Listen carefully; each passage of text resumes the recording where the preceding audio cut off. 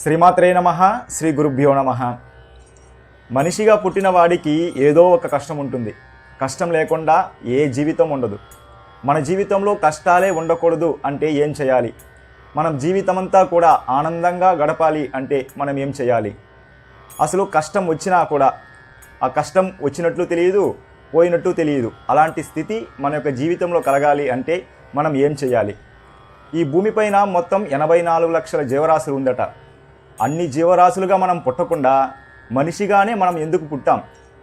మనిషిగా పుట్టి మనం ఎంతటి సుఖాన్ని అనుభవిస్తాం, ఎంతటి దుఃఖాన్ని అనుభవిస్తాం అన్నది కొద్దిగా చర్చిద్దాం రండి. ఒక వ్యక్తి ఒక అడవిలో నడుచుకుంటూ వెళ్తూ ఉన్నాడు. ఆ సమయంలో ఆ వ్యక్తిని ఒక పులి తరుముకుంటూ వస్తూ ఉంది. ఆ వ్యక్తి భయపడి ఆ పులి దగ్గర నుంచి తప్పించుకోవాలనేసి గబగబా పరిగెత్తుకుంటూ వెళ్తూ ఉంటాడు. అలా వెళ్తున్న సందర్భంలో ఒక పాడుబడ్డ బావిలో పడిపోతాడు. ఆ వ్యక్తి పడుతూ ఆ యొక్క బావి పక్కనే ఉన్నటువంటి చెట్టు యొక్క వేరును పట్టుకొని బావిలో పడకుండా మధ్యలోనే వేలాడుతూ ఉంటాడు. సరే, ఎలాగైనా పైకి వెళ్ళిపోదాం అని పైకి చూస్తే ఆ పులి అక్కడికి వచ్చి నిలబడి గాండ్రిస్తూ చూస్తూ ఉంది. వీడు పైకి వస్తే వీడిని చంపి తినేస్తామని. సరే, కింద పడితే బావిలో అనేక రకాలైనటువంటి భయంకరమైనటువంటి నల్లత్రాచు వంటి నాగుపాములు అనేకం అక్కడ కింద బావిలో ఉన్నాయి. అంతటి పెద్ద పెద్ద పాములు బావిలో, పైన చూస్తే పులి. సరే, ఇదే సమయంలో అతనికి ఒక శబ్దం వినబడింది, కరా కరామంటూ. ఏంటి అని పైకి చూస్తే అతను పట్టుకుని వేలాడుతూ ఉన్నటువంటి ఆ చెట్టు యొక్క వేరును ఒక ఎలుక వచ్చి కొరుకుతూ ఉంది. అదే సమయంలో ఎక్కడి నుంచో ఒక కోతి అక్కడికి వచ్చింది. అక్కడికి వచ్చి వాడి పక్కనే ఒక పెద్ద తేనె తెడ్డు ఉంది. ఆ యొక్క తేనె తెడ్డును ఒక పుల్ల తీసుకొని ఆ కోతి ఆ తేనె తెడ్డును పొడుస్తూ ఉంది. తేనె కొద్ది కొద్దిగా ఆ బావిలో కారుతూ ఉంది. పైన చూస్తే ఆ యొక్క కోతి పొడవడం వలన ఆ తేనె తెడ్డు నుంచి పైకి లేచినటువంటి ఆ యొక్క తేనె తీగలన్నీ కూడా వాడిని కరిచేస్తూ ఉన్నాయి. పైన చూస్తే పులి, కింద చూస్తే పాములు. ఒక పక్క వాడు పట్టుకుని ఏలాడుతున్నటువంటి ఆ యొక్క వేరు కూడా స్థిరంగా ఉంటుందా అంటే ఆ ఎలుక కొరుకుతూ ఉంది. ఎప్పుడు తెగిపోతుందో తెలియదు. అలాంటి కష్టంలో అప్పుడప్పుడు ఆ యొక్క కోతి పొడుస్తున్నప్పుడు ఆ యొక్క తేనె తెడ్డు నుంచి పడుతున్నటువంటి తేనె తాగడానికి వాడు నాలుక చాపి ఆ తేనె కారుతూ ఉంటే అప్పుడప్పుడు ఆ తేనెను నాలుకతో చప్పరిస్తూ అలా ఊగుతూ ఉన్నాడట. అంతటి కష్టంలో మన యొక్క జీవితంలో మనిషిగా పుట్టిన తర్వాత మనం అనుభవించే కష్టాలు అనేకం. సుఖం క్షణమాత్రం. ఆ తేనె ఒక్కొక్క బిందువు అప్పుడప్పుడు పడుతూ ఉంటే అది ఎంత తీయగా ఉంటుందో అంతటి సుఖం మాత్రమే. కానీ కష్టాలు పైన గట్టుపైన పులి లాంటిది, కింద బావిలో పాము లాంటిది. పైన ఆ యొక్క ఎలుక కొరుకుతూ ఉంది ఆ యొక్క వేరును. ఏ క్షణంలోనైనా పాము ఉన్న చోటకి మనం చేరుకోవచ్చు. అదేవిధంగా ఆ యొక్క తేనె తీగలన్నీ కూడా వాడిని కరిచేస్తూ ఉన్నాయి. ఇన్ని బాధలలో, ఇన్ని కష్టాలలో వాడు అనుభవించే ఆ తేనె బొట్టు, ఆ యొక్క తేనె యొక్క బిందువు లాంటి సుఖాన్ని మాత్రమే. కాబట్టి ఇలాంటి మనిషి జన్మను మళ్ళీ మనం పొంది కష్టం పడకుండా ఉండాలంటే ఏం చేయాలి అంటే భగవన్నామాన్ని వినా మనకు వేరే మార్గమే లేదు. భగవంతుడి యొక్క నామాన్ని ఎవరైతే పలుకుతారో వారికి ఎలాంటి కష్టము ఉండదు. ఒకవేళ కష్టం వచ్చినా కూడా అది వచ్చింది తెలియదు, పోయింది తెలియదు. సమస్త దుఃఖానికి వినిర్ముక్తి పొందడానికి హేతువు, మార్గబంధువు భగవన్నామ సంకీర్తనం మాత్రమే. ఇలాంటి భగవన్నామ సంకీర్తనాన్ని అందరూ కూడా ఆచరించాలని అనేక మంది మహానుభావులు అవతరించి ఆ యొక్క భగవన్నామ సిద్ధాంతాన్ని ఏర్పాటు చేశారు.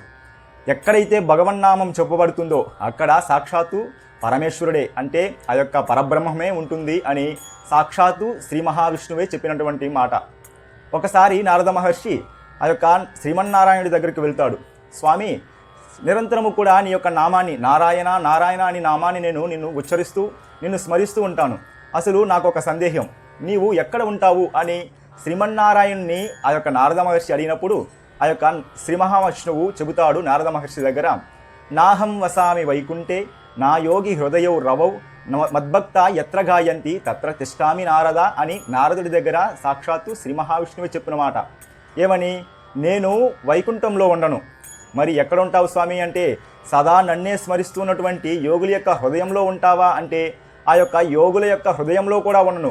మరి ఎక్కడ ఉంటావు అంటే, ప్రత్యక్షంగా అందరికీ కంటికి కనబడేటువంటి ఆ యొక్క సూర్య భగవానుడి యొక్క ఛాయలో, ఆ యొక్క సూర్య భగవానుడి రూపంలో ఉన్నావా అంటే నాహం వసామి వైకుంఠే నా యోగి హృదయే రవౌ అంటే సూర్యుడి దగ్గర కూడా నేను ఉన్నాను, మరి ఎక్కడ ఉంటావు స్వామి అని అంటే మద్భక్తాహ ఎత్ర గాయంతి తత్ర తిష్టామి నారద అని అన్నాడు. నా భక్తులు ఎక్కడైతే నా యొక్క నామాన్ని చెబుతూ ఉంటారో, నా యొక్క నామ సంకీర్తనం చేస్తూ ఉంటారో అక్కడ నేను ఉంటాను అని సాక్షాత్తు స్వామివారు చెప్పినటువంటి మాట. కాబట్టి మనం ఎక్కడైతే భగవన్నామం చేస్తూ ఉంటామో, ఎవరైతే భగవన్నామాన్ని స్మరిస్తూ ఉంటారో అక్కడ వారితో శ్రీ మహావిష్ణువు ఉన్నట్లే. అటువంటప్పుడు మనకు కష్టాలు వస్తాయా? ఒకవేళ కష్టాలు వచ్చినా అవి వచ్చినట్టు తెలియదు, పోయినట్టు తెలియదు. కాబట్టి మనమందరం కూడా భగవన్నామాన్ని స్మరిస్తూ ఉండాలి. ఎప్పుడు? మన ఒంట్లో ఓపిక ఉన్నప్పుడే.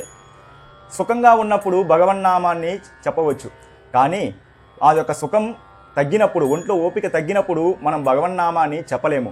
మనం సుఖంగా ఉన్నప్పుడే భగవన్నామాన్ని చెప్పలేకపోతున్నాం. అలాంటిది మరణకాలమునందు 1000 ఈటులతో ఒక్కసారిగా పొడిస్తే ఎంత నొప్పిగా ఉంటుందో అంత నొప్పిగా ఉంటుందట. ఆ యొక్క యమద్రంష్టులు ఉన్నటువంటి ఆ యొక్క యమదూతలు వచ్చి ఆ యొక్క పాసాన్ని వేసినప్పుడు, ప్రాణాలు తీస్తున్నప్పుడు, అలాంటి సమయంలో మనకు భగవన్నామము గుర్తుకొస్తుందా? గుర్తుకు రాదు. కాబట్టి ఓపిక ఉన్నప్పుడే మనమందరం కూడా భగవన్నామాన్ని చేయాలి. ఇలా భగవన్నామాన్ని చేసినట్లయితే మనము మరొక జన్మలో మనం పుట్టవలసిన అవసరం ఉండదు. దీనిని తెలియజేయడం కోసమే ఎంతోమంది మహాత్ములు మనకు భగవన్నామాన్ని, ఆ యొక్క సిద్ధాంతాన్ని తెలియజేయడం కోసం అవతారాన్ని స్వీకరించాడు ఈ భూమిపైన. అటువంటి మహానుభావులలో సదాశివ బ్రహ్మేంద్రులు అని ఒక మహాత్మ. ఆయన ఒక యోగి. ఆయన అంతటా కూడా పరబ్రహ్మాన్ని చూస్తూ జీవించేటువంటి ఒక యోగి. అతని యొక్క చెయ్యిని ఒక రాజు నరికేశాడు. ఎందుకని? వాడు ఒక ముస్లిం రాజు. ఆ ముస్లిం రాజు తన భార్యను తీసుకుని అంతఃపురానికి వెళ్తూ ఉన్నాడు. అలా వెళ్తున్న సమయంలో ఆ యొక్క సదాశివేంద్ర బ్రహ్మేంద్రులు, అలా యోగి ఎలా ఉంటాడు? బట్టలు వేసుకోడు, దిగంబరంగా అలా నడుచుకుంటూ తనలో తాను రమిస్తూ భగవన్నామాన్ని స్మరిస్తూ వెళ్తూ ఉంటాడు. అలా ఆ యొక్క సదాశివేంద్ర బ్రహ్మేంద్రులు నిరంతరము కూడా భగవన్నామాన్ని స్మరిస్తూ వెళ్తూ ఉండగా, అదే సమయంలో ఆ రాజు తన భార్యతో కలిసి వస్తూ ఉండగా, నేను నా భార్యతో ఇలా వెళ్తూ ఉండగా వీడు దిగంబరంగా వస్తున్నాడే అని ఆ రాజు ఏం చెప్పాడు అంటే తన యొక్క భటులతో వాడి యొక్క చేతిని నరికేయండి అని ఆజ్ఞని చేస్తాడనమాట. అప్పుడు ఆ యొక్క భటులు వెళ్ళి ఆ యొక్క సదాశివేంద్ర బ్రహ్మేంద్రుల యొక్క చేతిని నరికేస్తాడు. నరికేస్తే ఆయన దాన్ని పట్టించుకోలేదు. అంతటి బాధలో కూడా ఆయన భగవన్నామాన్ని స్మరించారు. బ్రూహి ముకుందేతి రసనే, బ్రూహి ముకుందేతి రసనే అంటే ఓ నాలుక భగవన్నామాన్ని స్మరించు, మాధవాన్ని స్మరించు. బ్రూహు ముకుందేతి, బ్రూహు ముకుందేతి రసనే, బ్రూహు ముకుందేతి రసనే, బ్రూహు ముకుందేతి.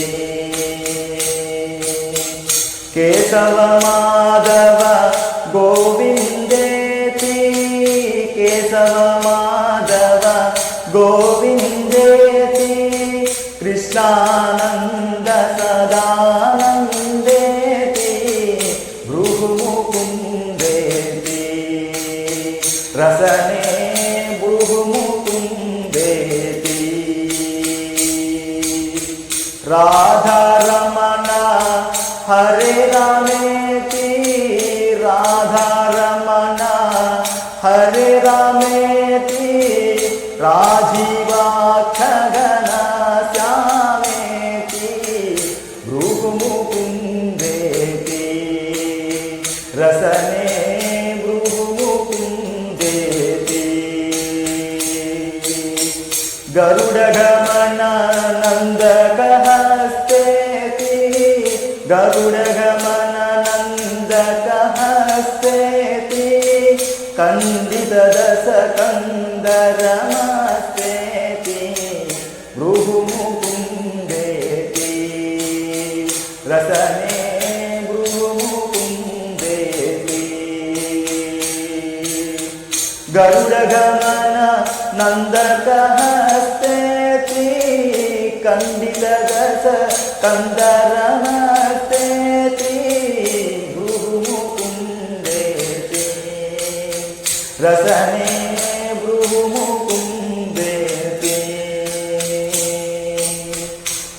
అక్రూర ప్రియ చక్రధరేతి అక్రూర ప్రియ చక్రధరేతి హంస నిరంజన కంస హరేతి భృగుముకుందేతి రసనే భృగుముకుందేతి.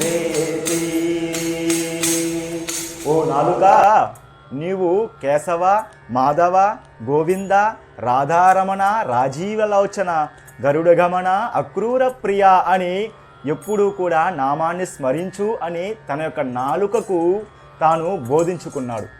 ఒక యోగి, ఒక బ్రహ్మాన్ని చూసేటువంటి ఒక యోగికి ఏమి అవసరం? అతనికి ఎటువంటి అవసరం లేదు, ఎటువంటి కోరిక లేదు. అయినా కూడా ఆయన భగవన్నామాన్ని వదలలేదు. మనకు అనేక కోరికలు, ఇవి తీరిపోవాలి, అది తీరిపోవాలి అని అనేక కోరికలు ఉన్నాయి. అనేక సుఖాలు కావాలని కోరుకుంటూ ఉంటాం. అటువంటి మనం భగవన్నామాన్ని స్మరించము. కానీ ఏమీ అవసరం లేని జ్ఞాని, ఒక యోగి సదా తన యొక్క చేతిని నరికేస్తూ కూడా తాను భగవన్నామాన్ని వదలలేదు. ఇంతకీ చేతిని నరికిన తర్వాత ఆ రాజు ఒక 10 కిలోమీటర్లు దాటుకొని తన యొక్క అంతఃపురానికి వెళ్ళిపోతాడు. అలా వెళ్ళిపోయి తన యొక్క అంతఃపురాన్ని తాళాలు వేసేస్తున్నాడు. అలా తాళాలు వేసేస్తున్నటువంటి అంతఃపురాన్ని తెరుచుకొని తన యొక్క గదిలోకి వెళితే ఆ యొక్క గదిలో ఆ యొక్క సదాశివేంద్ర బ్రహ్మేంద్రులు నిలబడి ఉన్నారు. తనకు ఆశ్చర్యం వేసిందనమాట. అరే, అక్కడెక్కడో 10 కిలోమీటర్ల దూరంలో ఇతన్ని చూసామే, ఇక్కడ మనకంటే ముందుగా వచ్చి ఇక్కడ నిలబడి ఉన్నారే, వీరు యోగులు, వీరు సదా బ్రహ్మాన్ని చూస్తున్నటువంటి యొక్క జ్ఞాని అని బాధపడుతూ ఆ యొక్క సదాశివేంద్ర బ్రహ్మేంద్రుల యొక్క పాదాలపైన పడి బోరున విలపించుకుంటాడు. అలా విలపించగానే, అయ్యా, నేను మీ చేతిని నరికేశాను, నిష్కారణంగా నన్ను క్షమించండి, క్షమించండి అని మీ చేతిని నరికేశాను అని ఏడుస్తూ ఉండగా ఆయన సదాశివేంద్ర బ్రహ్మేంద్రులు చెబుతారు, నాకు ఎక్కడ ఉంది చెయ్యి? నాకు చెయ్యి లేదు, కాలు లేదు, నాకు శరీరమే లేదు అని అంటూ ఉన్నాడు. అంటే అంతటి బ్రహ్మజ్ఞాని. సరే, నువ్వు ఏడుస్తున్నావు కాబట్టి నువ్వు ఏ చేతినైతే నరికినావో ఆ చేతిని తీసుకొచ్చి ఎక్కడ ఉందో అక్కడ పెట్టు, నీ బాధ తీరుతుంది అని అనగానే ఆ రాజు గబగబాని వెళ్ళి ఆ యొక్క నరికేసిన చేతిని, అప్పటికీ కూడా ఆ చెయ్యి అలాగే కొట్టుకుంటూ ఉందన్నమాట, ఆ రక్తంతో కారుతూ. అలాంటి చేతిని తీసుకువచ్చి ఆ యొక్క సదాశివేంద్ర బ్రహ్మేంద్రుల యొక్క చేతికి అలా అంటించగానే నరికిన చోట అక్కడ ఒక ఆపరేషన్ లేదు, ఒక కుట్టడం లేదు. తీసుకొచ్చిన చేతిని యథావిధిగా ఎక్కడ ఉందో అక్కడ తెగిన చోట పెట్టగానే ఆ చెయ్యి ఆ యొక్క సదాశివేంద్ర బ్రహ్మేంద్రుల శరీరంలో కలిసిపోయింది. అలాగే ఎటువంటి గాయం లేకుండా మానింది అప్పటికప్పుడే.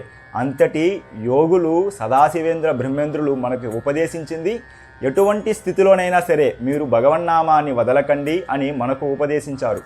అదేవిధంగా మనకు కులశేఖర ఆళ్వారు వారు 12 ఆళ్వార్లలో కులశేఖర ఆళ్వారు ముకుందమాల స్తోత్రం చేశారు. అటువంటి ముకుందమాల స్తోత్రంలో వారు మొట్టమొదట ప్రార్థించింది స్వామివారిని, స్వామి నాకు ఒక వరాన్ని ఇవ్వండి.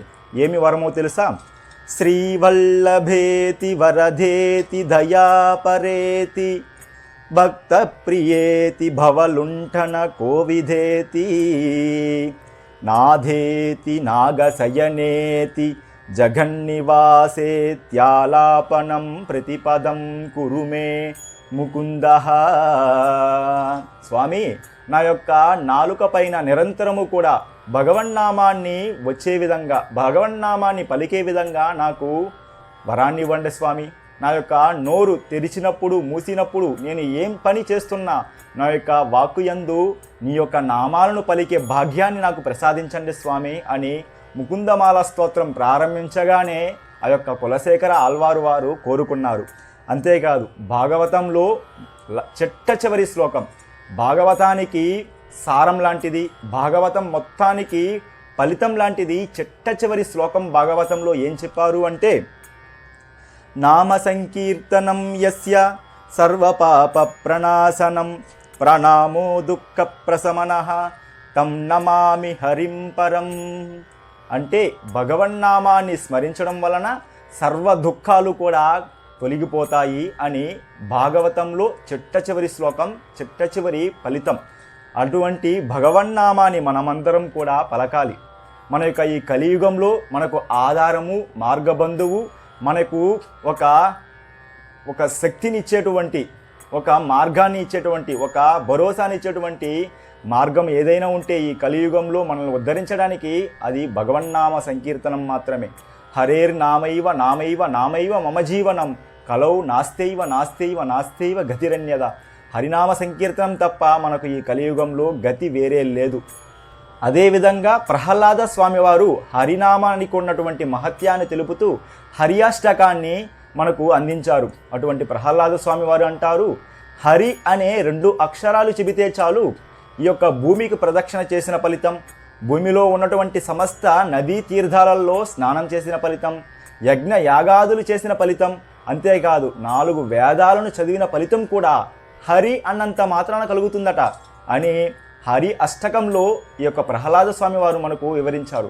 ఈ యొక్క హరి అష్టకానికి సరళమైన భావంతో మనం ఎలాగో ఈ యొక్క భగవద్గీతలో మనం 2వ అధ్యాయంలో ఈ హరి అష్టకం గురించి కొన్ని శ్లోకాలు వివరిస్తూ ఆ యొక్క భగవద్గీత శ్లోకాలు కూడా వివరిస్తూ ఉన్నాం. అందులోకి వెళ్ళి మీరు ఒకసారి పరిశీలించండి. అటువంటి హరినామ సంకీర్తనాన్ని మనందరము కూడా ప్రతిరోజు కూడా నిరంతరము కూడా చేస్తూ మనము మన యొక్క జీవితాన్ని తరింపజేసుకోవాలి అని, మన యొక్క కష్టాల నుంచి మనం బయటపడాలి అని, మనకు నిరంతరము కూడా సుఖము కలగాలని ఆ యొక్క సదాశివేంద్ర బ్రహ్మేంద్రుల వంటి మహాత్ములు ఎందరో కూడా ఈ యొక్క భూమిపైన అవతరించి మనకు నామ సిద్ధాంతాన్ని, భగవన్నామాన్ని మనకు ప్రసాదించారు.